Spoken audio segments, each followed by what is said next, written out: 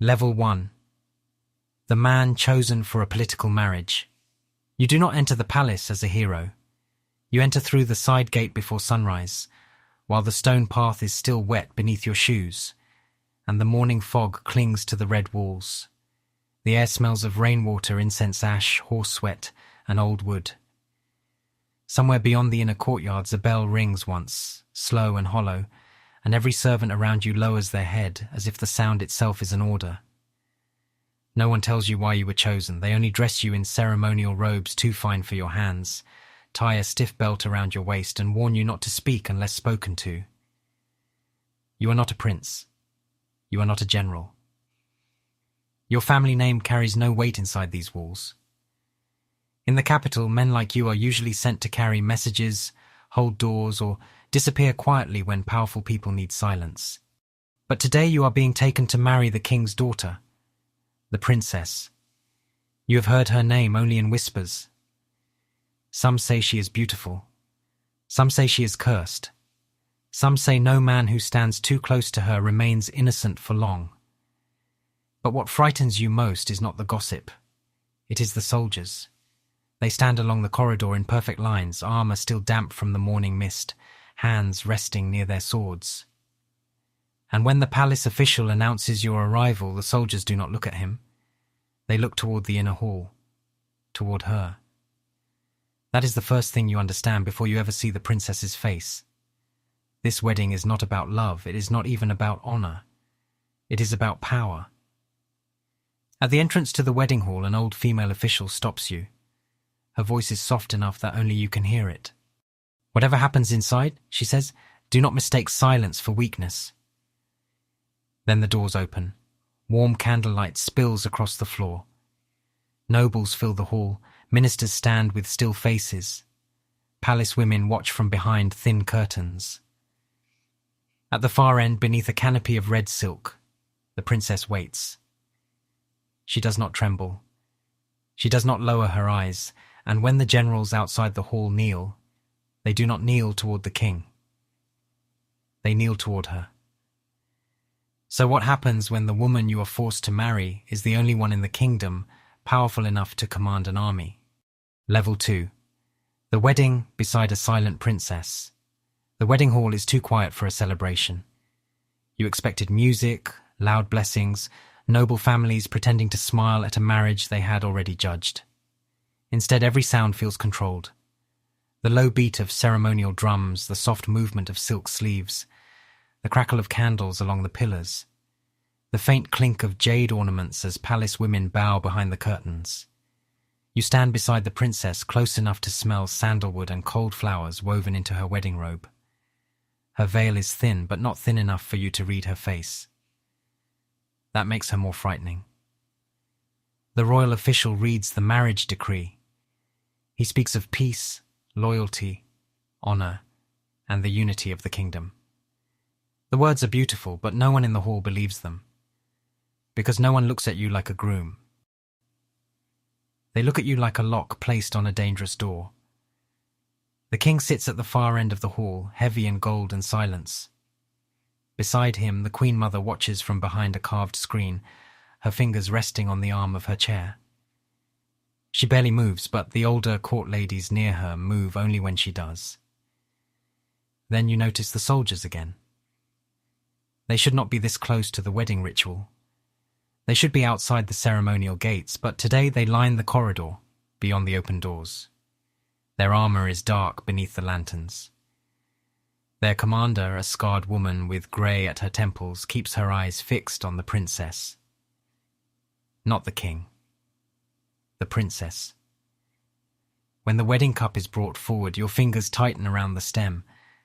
The wine is deep red, reflecting the candlelight like a small pool of blood. You are told to drink after her. But before the cup reaches your lips, the princess speaks. Not that one. Her voice is quiet, almost gentle. Still the hall freezes. The servant holding the tray turns pale. One minister lowers his eyes too quickly. The king's face remains calm, but his hand closes once around the edge of his sleeve. The princess does not explain herself. She only looks at the cup until another servant takes it away and brings a new one. The ceremony continues, but the room has changed. The nobles are no longer watching a marriage. They are watching a warning. You drink from the second cup. The wine is bitter on your tongue. When the final vow is spoken, you repeat the words you were taught. You promise loyalty to the royal house. You promise to protect the princess's honor. You promise to stand beside her in life and death. Only then does she turn her veiled face toward you. For the first time you see her eyes clearly. They are not the eyes of a woman hoping to be saved. They are the eyes of someone deciding whether you are useful. The drums sound once. The nobles bow. Outside, the soldiers strike the floor with their spears and the sound moves through your bones. The wedding is complete. You are now the princess's husband. But as she walks past you into the private corridor, she speaks without looking back. Stay close. Tonight you will learn why they chose you. And that is when you understand the ceremony was only the outer gate. The real palace begins after the wedding. Level 3. The husband. No one respects, after the ceremony, they do not take you to a bridal chamber filled with warmth. They take you to a side residence inside the princess's palace, where the lanterns burn low and the walls are too clean to feel lived in. The floor smells faintly of polished wood. A bronze incense burner sits near the window, sending a thin line of smoke into the cold evening air. Outside, servants move without speaking, their shadows passing behind paper screens like ghosts trained to obey. You are given a room beside hers, not inside hers. That is the first lesson of your marriage. You are close enough for the court to call you her husband, but far enough to remember that the title gives you nothing. No soldiers answer to you. No ministers ask for your opinion. No servants bow lower than required. Even the young guards at the corridor glance at you with the careful politeness used for someone who may rise one day, or be removed before sunrise. By nightfall, the whispers begin. He has no army. No clan worth fearing. A soft choice. A harmless husband. You hear them while standing near the garden corridor, pretending not to listen. Your wedding robe feels heavier now, less like honor and more like costume. Every thread reminds you that someone dressed you for a role you do not understand. Then you see the princess across the courtyard.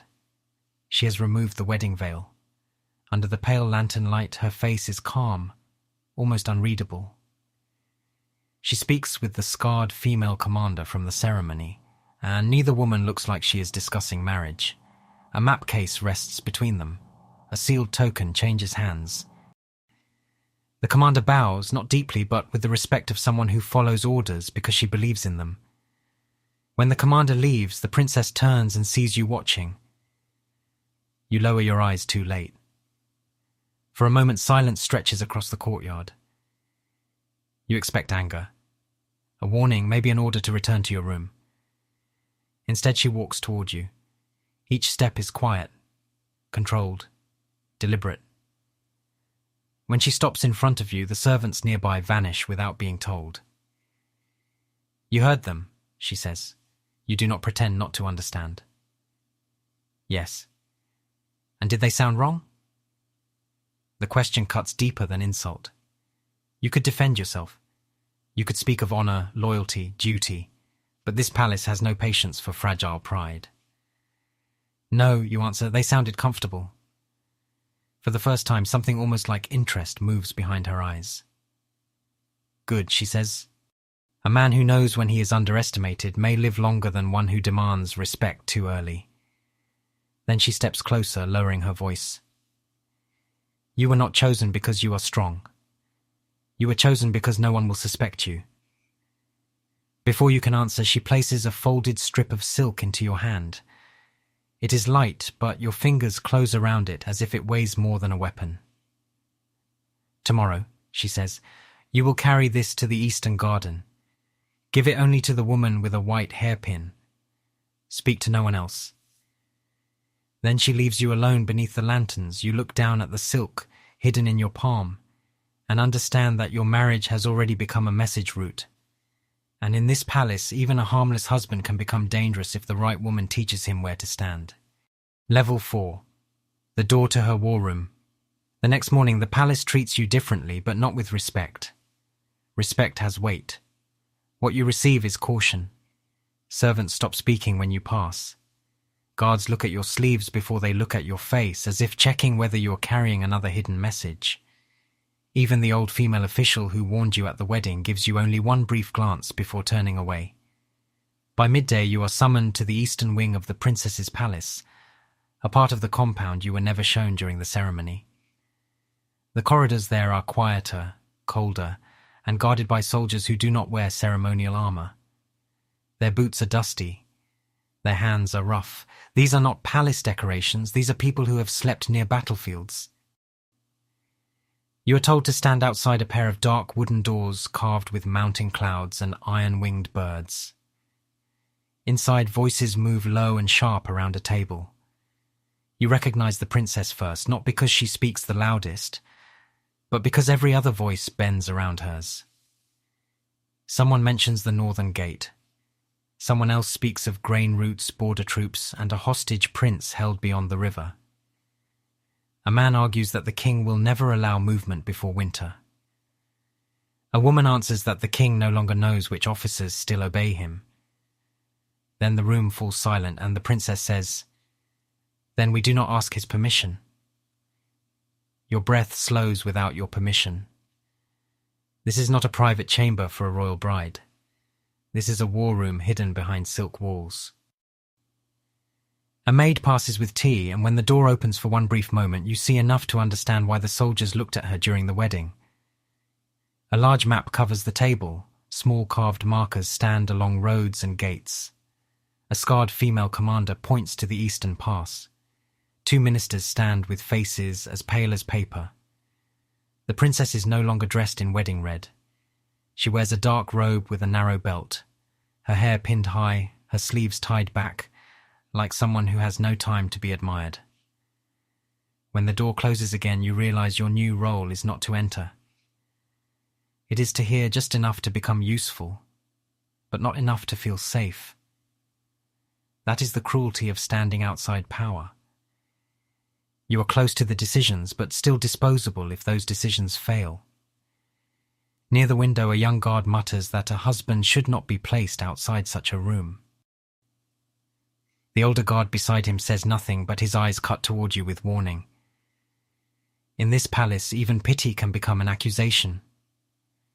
Hours pass, the smell of ink, hot tea, and oil lamps thickens in the corridor. Your legs ache from standing still. Your mind keeps returning to the silk message you delivered that morning to the woman with the white hairpin. She had not thanked you.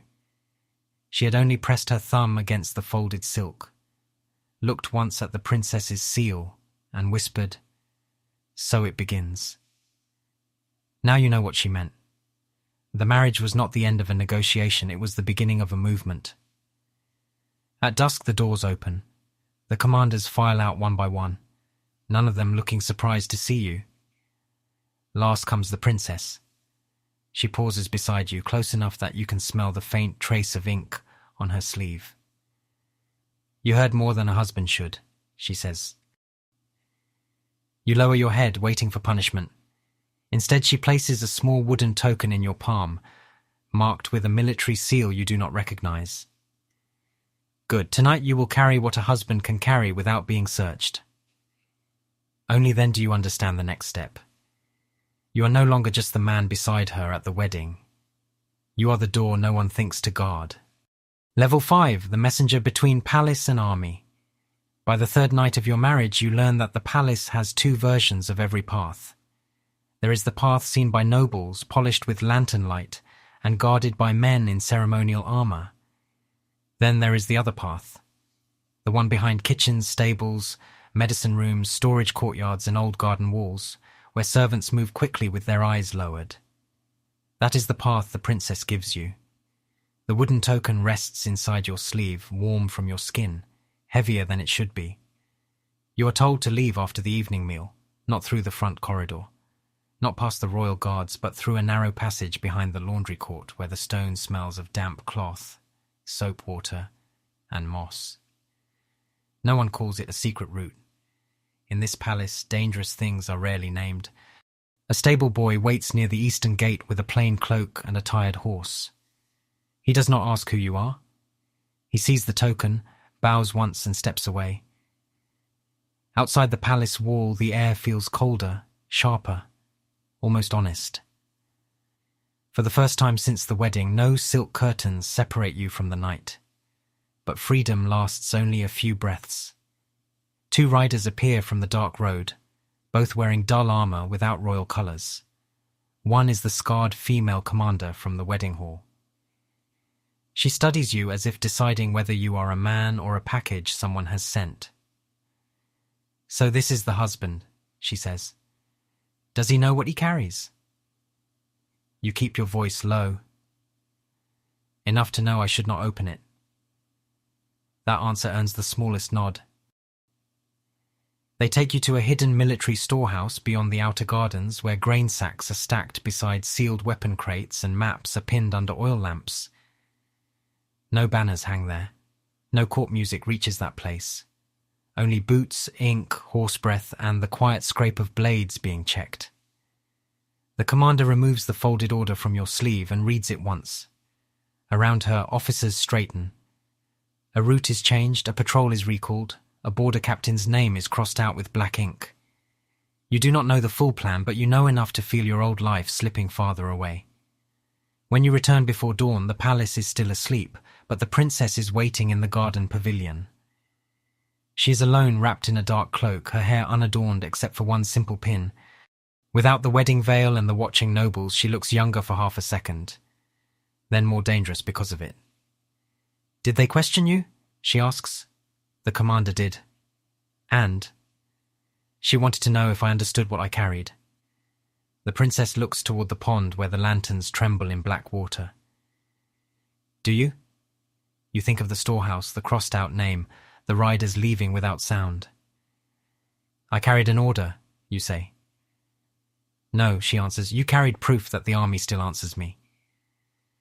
That is when fear changes shape. Until now you feared being useless. Now you fear being necessary. A useless husband can be mocked and ignored. A necessary one can be followed, searched, questioned, or removed. The princess steps closer and takes back the wooden token, but she does not take back the danger. "From now on," she says, "people will watch you without understanding why." Her voice softens, but not enough to comfort you. That is better than being watched by people who understand everything. Before she leaves, she gives you a new message, smaller than the first, hidden inside the seam of a plain handkerchief.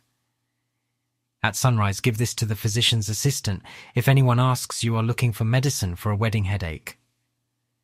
You almost laugh, not because it is funny, but because the lie is so ordinary that it might save your life. As the princess disappears into the pale blue edge of morning, you understand the bargain now. She has not given you affection. She has given you access. She has not asked for love.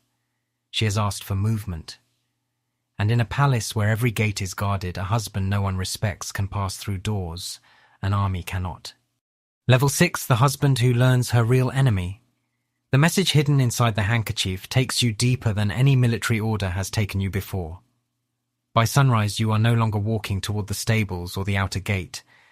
You are walking toward the old physician's court, a quiet wing of the palace where the air smells of dried herbs, bitter roots, candle smoke, and secrets people pretend are illnesses. The physician's assistant is a small woman with tired eyes and a white hairpin tucked low behind one ear. She does not look surprised when you ask for medicine for a wedding headache. She only takes the handkerchief, presses her fingers along the seam, and says, "Headaches are common in marriages arranged by frightened men." Then she sends you away with a wrapped packet of harmless herbs, because even a lie must look useful when carried through a corridor full of spies. You think the errand is finished. It is not. That afternoon, a servant brings you the same packet again, but heavier. Inside, beneath the dry leaves, is a narrow strip of old paper marked with names. Not troop positions this time. not border gates, family names, marriage contracts, dowries, hostages, promises made before you were old enough to understand the word kingdom. The paper leads you to the Forbidden Archive, a low building behind the ancestral hall where records are kept under lock and dust. You are not allowed inside. That is exactly why the princess sends you there. A husband searching for proof of his new family rank looks vain, perhaps foolish. A spy would look too careful. You are learning that the safest disguise in the palace is not invisibility. It is humiliation. Inside the archive, the lamps burn weakly behind carved screens. Shelves rise around you like old trees stacked with scrolls tied in faded silk. The record keeper, an elderly court lady with ink-stained fingers, watches you without warmth. When you show the princess's token, her expression does not change, but she unlocks a drawer near the back wall. "Read quickly," she says. Men who discover why women are angry usually regret learning to read. You unroll the first record and feel the palace shift beneath your feet. The princess was promised once before, years ago, not as a bride but as a guarantee. Her name had been tied to a border treaty, then to a noble house, then to a military faction that wanted access to her soldiers without letting her command them. Every agreement treated her like a bridge men could march across. By evening, you understand the truth the wedding hid. The king did not marry her to you because you were valuable. He married her to you because you were supposed to be harmless. A weak husband could weaken her public image. A husband without allies could make her look contained. A husband no faction feared could give the court the illusion that the princess had finally been placed inside a smaller life. But the princess had accepted the marriage because she saw the same insult from the other side. If the court gave her a man no one watched closely, then they gave her a passage no one guarded well enough. When you return to her chamber, she is standing before a wall map with her sleeves tied back, a single candle burning near her hand. For the first time, she does not ask what you found. She already knows. She only asks, "Do you understand them now?" You look at the names, the contracts, the quiet violence of ink. "They were not trying to marry you," you say. "They were trying to divide you from your army." Her face remains still, but something behind her eyes hardens. "They have tried since I was 13. The room goes silent after that, not from weakness, but from all the things she refuses to say. You realize then that her coldness is not emptiness. It is discipline built over years of being priced, traded, praised, and threatened by people who called it duty. Before you leave, she gives you one more order. Not to the army this time, but to the Queen Mother's palace. A sealed greeting, a respectful request, a blade wrapped in courtesy. "Be careful," the princess says. "My grandmother does not command soldiers. She commands memory." You hide the message inside your sleeve and feel the old fear return in a new form. The princess controls the army, but she is not the highest danger in the palace. There are women here who do not need swords because they remember every debt, every birth, every shame, and every promise that can still be used as a chain. And tomorrow you will walk into the quietest palace wing to meet the woman who helped build the cage your wife is trying to break. Level 7. The night she chooses rebellion. The Queen Mother's palace is quieter than any place you have entered. Even the birds seem trained not to sing near its roof. The corridors are dim, covered in thick curtains that hold the smell of sandalwood, old medicine, and dried flowers long after their colour has faded. You deliver the princess's message with both hands lowered, exactly as instructed, while the old woman sits behind a carved screen. You cannot see her face clearly, only the outline of her sleeve, the slow movement of her fingers, and the shadow of the court ladies standing behind her like statues. She reads the message once, then she laughs softly, not because anything is funny, but because she has seen too many young people mistake movement for victory. "Tell my granddaughter," she says, "an army can open a gate. It cannot teach a throne to accept her." No threat follows.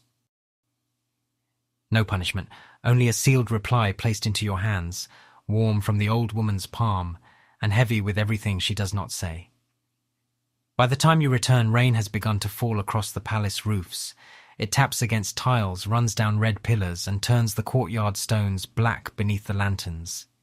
The princess is waiting in her war room, not in silk, not in bridal colours, but in a dark riding robe with her sleeves tied tight and her hair pinned high. The scarred commander stands beside the map table. 3 officers wait near the door. No one speaks when you enter. You place the Queen Mother's reply on the table.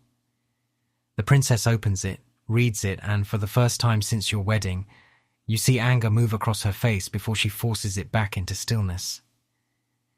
She refuses, the commander says. The princess folds the paper once, slowly. No, she warns. Then she looks at the map, at the northern gate, at the river road, at the small carved markers placed like lives waiting to be spent. That is the moment the room changes. You feel it before anyone explains it. Until now, every message, every hidden token, every night errand has felt like preparation. Now preparation ends. The princess touches one marker near the eastern barracks and moves it toward the palace road. Send them before midnight, she says. Another marker moves toward the grain storehouse. Secure this without fire. A third marker is placed near the old council gate. No blood inside the ancestral hall unless they strike first. The orders come clean, quiet, and exact. No shouting, no dramatic speech, only the sound of a woman choosing rebellion with the calm of someone who has already buried her fear. Your mouth goes dry. You understand enough now to know what these movements mean. By dawn, loyal troops will hold the outer roads. By sunrise, the ministers who plan to separate her from the army may find themselves locked inside their own houses. By the next court session, the king may still sit on the throne, but the palace will know who truly controls the gates. You are standing inside a decision that can no longer be undone.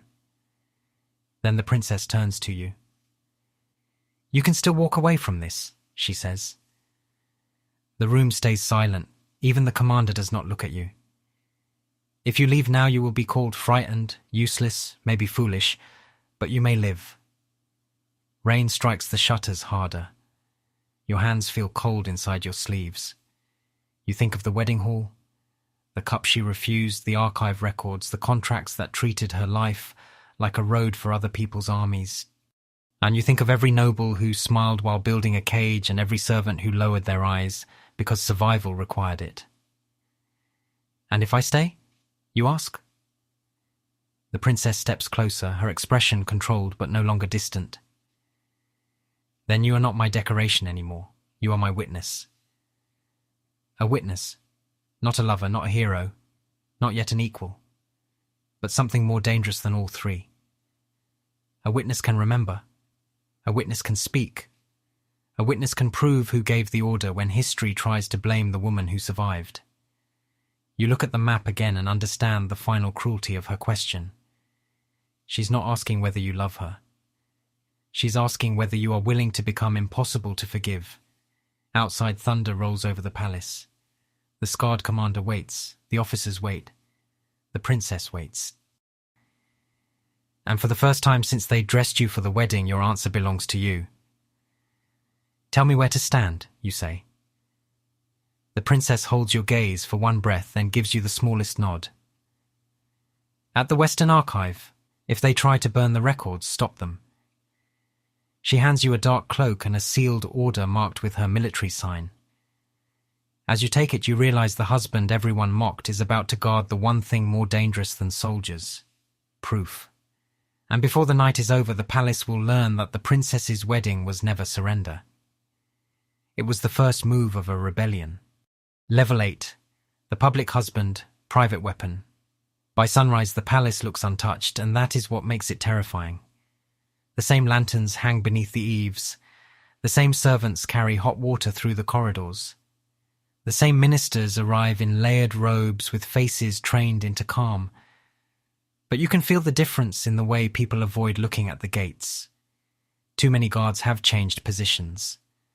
Too many noble carriages are missing from the outer court.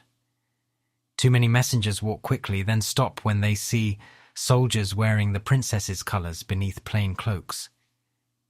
The rebellion has not announced itself with fire. It has entered the palace like winter entering a room, quietly until everyone begins to feel the cold. You spent the night at the Western Archive with 3 loyal guards and a single oil lamp, watching smoke rise from the ministerial quarter in the distance. Not flames, signal smoke. Controlled, deliberate, almost polite. Near dawn, 2 men tried to enter the archive with forged permission and a box of coals hidden under cloth. They expected a sleepy record keeper. They found you holding the princess's sealed order. One guard reached for his blade. You did not.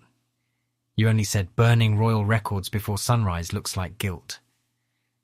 That was enough to make one man run and the other kneel. Now, hours later, you stand in the throne hall beside the princess, wearing the same formal robes from your wedding, but they no longer feel like a costume. They feel like bait. The king sits on the throne, silent and pale beneath his crown. The Queen Mother watches from behind her screen. Ministers line the hall, but several spaces are empty. No one mentions why. No one asks where the missing men have gone. In this palace, silence is not absence. Silence is evidence waiting for permission. The princess stands slightly behind the king, exactly where a royal daughter should stand. Close enough to look obedient, far enough to look harmless. You stand beside her as her husband, eyes lowered, hands folded, the image of a man with no power. That is the role she needs you to play. When the First Minister steps forward and accuses her of moving troops without royal consent, the room tightens. His voice is careful, but desperation leaks through the edges. He speaks of order, tradition, danger to the realm. He does not speak of the forged papers found near the archive. He does not speak of the military contracts hidden under his family seal. He does not speak of the men who tried to burn proof before dawn. The princess lets him finish. Then she turns to you. "My husband was at the Western Archive last night," she says softly.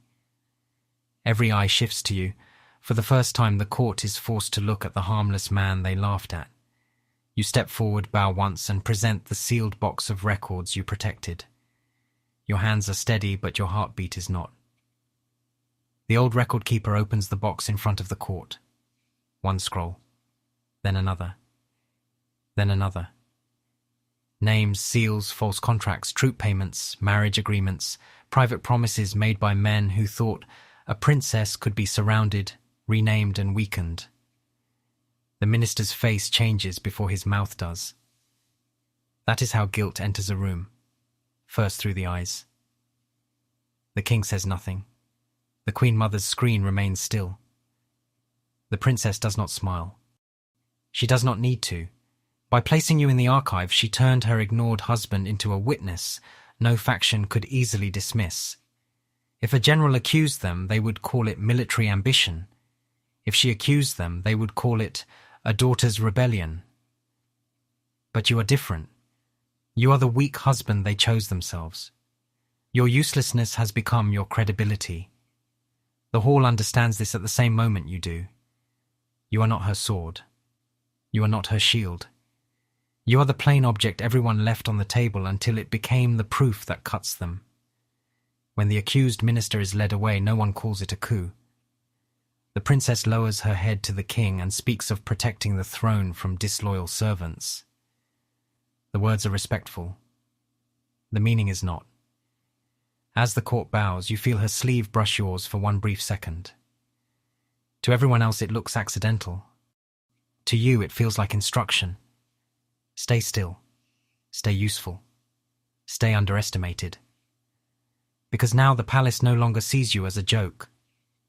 It sees you as the quiet space beside her where dangerous things appear. And once a court learns that a silent husband can carry evidence, protect records, and survive a night of rebellion, it begins to wonder what else he has been carrying all along. Level 9. The order to betray her. That evening, after the court has emptied and the palace has learned to fear your silence, a summons arrives from the Queen Mother's wing. It comes on pale paper, folded without decoration, carried by an elderly court lady who does not bow deeply enough to flatter you or shallowly enough to insult you. She simply says Her Majesty wishes to hear the voice of the princess's husband. Nothing in her tone suggests a request. The walk to the old palace feels longer than it should. Lanterns burn behind thick curtains.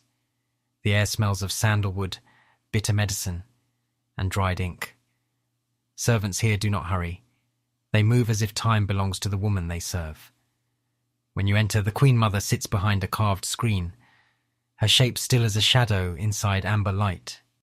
You bow low, but she lets the silence stretch until your knees begin to feel the cold of the floor. Only then does she speak. My granddaughter has made the court afraid today.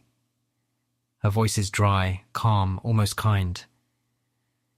Fear is useful, but young people often mistake usefulness for control. A wooden box is placed before you. The court lady opens it. Inside lies an old marriage contract, a military seal, and a letter written years ago in the king's hand. You do not touch them, but you understand at once that this is not a gift. It is a knife with a handle polished by age. The Queen Mother says the princess's army was never fully hers. Some commanders swore loyalty to the royal bloodline, not to her person. Some noble families supported her only because they believed she would remain contained by marriage. And some soldiers followed her because they thought she protected the throne, not because they wanted her to bend it to her will. Every power has a story it tells about itself, the old woman says. Break the story, and even loyal men become frightened. Then she gives you the order, not loudly, not with anger. She asks you to deliver a sealed document to the scarred commander before dawn. If the commander reads it, she will believe the princess plans to replace several senior officers after securing the palace. Whether it is true does not matter. Doubt will do what swords cannot. The army will hesitate. The ministers will recover. The king will appear merciful. The princess will be forced back into obedience, alive but contained. You look down at the seal and feel your stomach turn cold. Why give this to me? You ask. Behind the screen, the Queen Mother's fingers rest on the arm of her chair. Because she trusts you now. That makes you the safest road to her defeat. For the first time, you understand the true weight of being trusted. Trust is not protection. Trust is access, and access can be used by anyone cruel enough to notice it. The Queen Mother offers you survival with no blood on your hands, at least none the world will see. If you obey, the princess loses her army before her rebellion fully becomes a new order. If you refuse, you make yourself an enemy of the oldest power in the palace. An old power does not chase. It waits, it lets doors close. Servants disappear. Food arrive late, rumors grow teeth. The old woman does not threaten your life because she does not need to. She threatens your future by showing you how many futures she has already buried. When you return to the princess's palace, dawn is still far away. Rainwater drips from the roof tiles. The corridors are empty except for guards pretending not to watch you. The sealed document sits inside your sleeve like a living thing. You find the princess in the war room, alone for once, standing before the map with one hand resting on the edge of the table. She looks tired, but not weak. That is what breaks something inside you. If she were cruel without reason, betrayal would be easier. If she were innocent, loyalty would be simple. But she is neither. She's a woman shaped by cages, now building doors with the same hands that once shook against them. She turns and sees your face before you speak. My grandmother summoned you, she says. You nod. Well, she gave me a message for the commander. And will you deliver it? Her voice does not change, but the room seems to lean toward your answer. You remove the sealed document from your sleeve and place it on the table between you. Not in her hand, not hidden, between you. If I deliver it, you say, your army begins to doubt you before sunrise. The princess looks at the seal. For 1 second, pain crosses her face so quickly another man might miss it. You do not. And if you give it to me? She asks. Then I have chosen a side no one will forgive. She studies you for a long moment, and the silence is worse than any accusation. Then she reaches for a candle, lowers the document into the flame, and watches the seal blacken. "No," she says softly. "You have chosen to stop being useful to everyone." The paper curls. The old order dies without a scream. As the smoke rises, you realize you have crossed the final line. You are no longer a harmless husband, a messenger, or a witness placed where others forgot to look. You are now part of the princess's survival. The Queen Mother will know. The commander will suspect how close doubt came to entering her hands. The court will feel something shift without seeing where. And the princess, who once looked at you as a tool chosen by her enemies, now looks at you like a man who can no longer be returned to the life he had before her. Outside, the first pale colour of morning touches the palace roofs. Before the sun rises, every faction will begin counting what they still control. But you already know the truth. The most dangerous choice in the palace is not whether to betray someone. It is deciding whose future you are willing to be blamed for protecting. Level 10. The Kingmaker beside the war. Princess, by the time the sun rises, the palace no longer belongs to the people who slept inside it. The gates are still red. The roofs still shine with rain. The throne hall still smells of incense, polished wood, and cold stone. But the old order has shifted without announcing its death. Soldiers loyal to the princess stand at the outer roads. The Western Archive remains sealed. 3 ministers are confined to their family residences under the polite name of illness. The scarred commander controls the barracks. The king still sits on the throne, but everyone in the court now watches the space beside him, behind him, around him, searching for the woman who commands the army without wearing a crown. You stand beside the princess in the throne hall, close enough for the court to understand that your place has changed. You are still dressed as her husband, but the robe no longer hides you. It marks you. Yesterday, your silence made you harmless. Today, your silence makes people afraid. A minister who once laughed into his sleeve lowers his eyes before you pass. A palace official who forgot your name now remembers it too carefully. Even the servants move differently around you, not because they respect you, but because they sense the one rule that governs every palace. The person who survives closest to power is never ordinary again. The princess does not look victorious. That surprises you.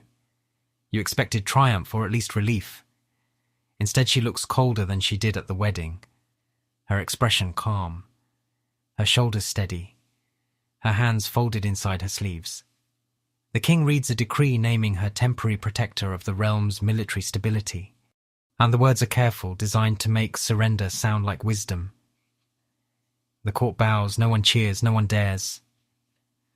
The Queen Mother watches from behind her screen, unmoving, and you feel the weight of her attention settle on you, like a blade laid gently against the neck.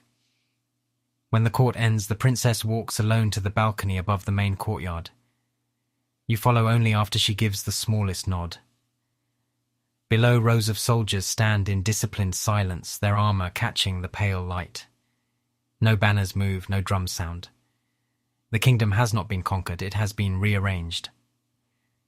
The princess rests one hand on the stone railing and looks down at the army that answers her. They will call this ambition, she says. Some will call it treason. Some will call it necessary. You stand beside her, remembering the wedding cup, the hidden messages, the records, the burned order, the night rain. What do you call it? You ask. She does not answer immediately. For the first time, you see how tired she is. Not weak, not broken. Tired in the way only people become tired after spending years refusing to be owned. Survival, she says at last. Then she turns to you. But survival becomes dangerous when people start bowing to it. That is the closest she comes to confessing fear. You understand then that power has not freed her from the cage. It has only made the cage larger, more beautiful, and harder to recognize from inside. Later, in the private corridor, the scarred commander kneels and reports that the army is secure. The Queen Mother has withdrawn to her palace. The king has accepted the decree. The noble families are waiting to see whether the princess punishes quickly or forgives strategically. Every choice now becomes a message. Mercy can look weak. Cruelty can create martyrs. Delay can look wise or frightened depending on who tells the story first. The princess listens without interruption. Then she asks for your opinion. The room stills. No one expected that. Not the commander, not the court ladies, not you. You are not a general. You are not a minister. You are not royal by blood. But you protected the records. You refused the Queen Mother's trap. You became the witness who could not be easily erased. So you answer carefully. Do not punish everyone today, you say. Make the guilty wait. Fear grows best when it has time to imagine its own shape. The commander looks at you differently then. The princess does not smile, but she accepts the advice. In that moment, you feel the final door close behind you. You are no longer the man chosen because no one would suspect him. You are the man whose words can delay punishment, protect enemies, expose traitors, and shape the first story of her rule. That is not love, it is not safety, it is power of the quietest kind. That night, you return to the corridor where you first entered as a bridegroom. The lanterns burn lower now. The stone smells of rain again. Somewhere in the palace, a servant whispers your name and stops when you turn your head. You remember the man you were before the wedding. Frightened, confused, waiting for someone to explain why he had been chosen. That man thought survival meant leaving the palace alive. Now you know better. In a place like this, survival means becoming someone others must calculate before they act. The princess finds you beneath the fading lanterns. For a while neither of you speaks. There is no romantic promise, no soft ending, no simple victory. Only the two of you standing inside the life the court tried to make for you, and the dangerous future you chose instead. Finally, she says, they meant to use you to weaken me. You look toward the closed gates where soldiers now bow when you pass. They succeeded at one thing, you say. They made sure I would stand close enough to see the truth. She studies you in silence. Then she turns toward the inner palace and you walk beside her. Not ahead, not behind. Beside her. The court will call you her husband. The army will call you her witness.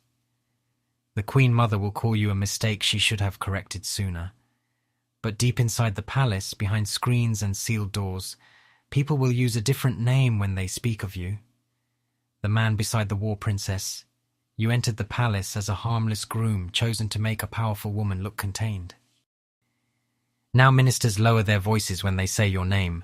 Soldiers watch your hands before they move, and the princess who controls the army asks what future you are willing to help her build. But as you walk into the heart of the palace, you understand the final price. You did not escape the game. You became one of the reasons everyone else is afraid to play it.